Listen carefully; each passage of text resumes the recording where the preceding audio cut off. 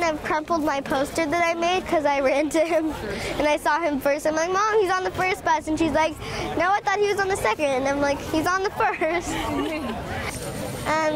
Him wrestling with us and tickling us.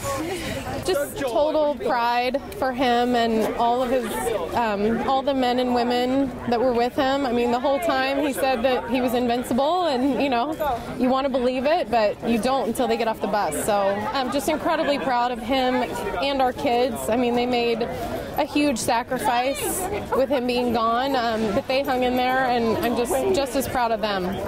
You know, it's just the people around us. Our town was amazing, our neighbors. It helped to have my job and support of the people at work.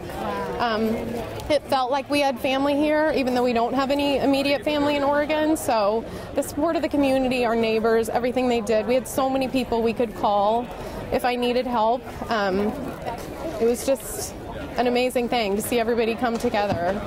These kinds of things don't make you who you are, they show you what you're made of, and I really feel that that's what this does. It forces you to sort of take control and just keep things healthy and happy for them here, so that when they come home they have a day like today where everything is as they left it, and you know, you can continue on with your family.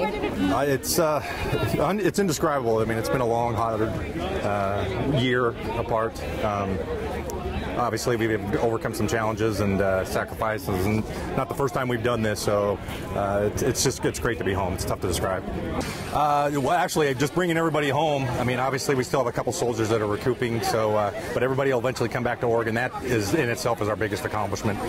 But we had the opportunity to work with the 2nd Combat Engineer Battalion of the Marine Corps and the 3rd Combat Engineer Battalion.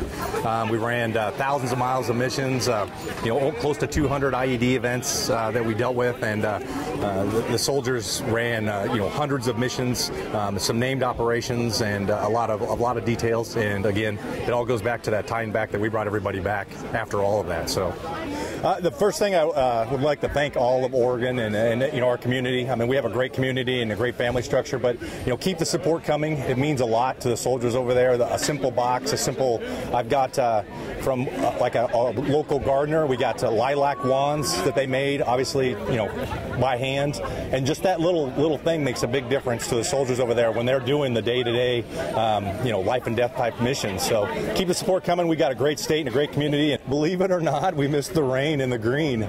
We were in the desert, and it was just sandstorms and dry and 130 degrees. And you know, we got up to Fort Lewis and it rained, and they were like, "Sorry about the weather." And we're like, "Sorry, we've been looking forward to this for a year." So excellent, great, relieving. I'm glad to see my family again.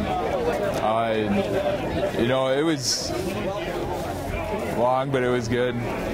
I feel like we accomplished a lot. I'm glad that our command was so positive, and actually I feel like we've actually made a contribution. So that's exactly what I was thinking when it really got difficult. Is just that, I mean, we have to represent ourselves as natives, as Oregonians, as Americans, as soldiers, and so there's a lot of pride behind that.